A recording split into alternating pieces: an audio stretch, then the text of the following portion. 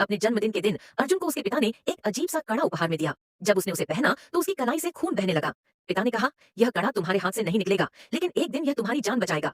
इतना कहकर वे वहां से चले गए और फिर कभी लौटकर नहीं आए। अर्जुन को कभी समझ नहीं आया कि उसके पिता ने ऐसा क्यों किया। समय बीतता गया और साल 2070 आ गया। अर्जुन बड़ा हो चुका था, लेकिन अब की धरती पहले जैसी नहीं रही। एक विनाशकारी आपदा के कारण धरती के ज्यादातर पेड़ पौधे नष्ट हो चुके थे। ऑक्सीजन की कमी के कारण लोगों को कृत्रिम ऑक्सीजन पर निर्भर रहना पड़ता था। हालांकि यह ऑक्सीजन भी दो तरह की थी, एक शुद्ध लेकिन महंगी और दूसरी सस्ती लेकिन घातक। सस्ती ऑक्सीजन लंबे समय तक लेने से गंभीर फेफड़ों की बीमारियां हो जाती थीं। अर्जुन की पत्नी भी इसी बीमारी का शिकार हो चुकी थी। उसका शरीर धीरे धीरे कमजोर हो रहा था और अर्जुन दिन रात मेहनत कर रहा था ताकि वह उसे अच्छी ऑक्सीजन खरीद कर दे सके।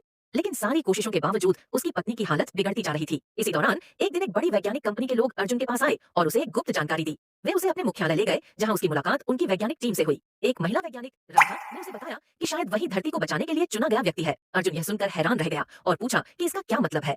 फिर टीम उसे एक प्रयोगशाला में ले गई, जहां एक टाइम मशीन रखी हुई थी। वहां के मुख्य इंजीनियर ने बताया कि 500 साल पहले से एक रहस्यमयी संदेश आया था, जिसमें अर्जुन का नाम लिया गया था और कहा गया था कि उसे अतीत में भेजा जाए। इसका मतलब था कि भविष्य में मानवता पूरी तरह समाप्त नहीं हुई थी और शायद उन्होंने फेफड़ों की बीमारी का इलाज भी खोज लिया था।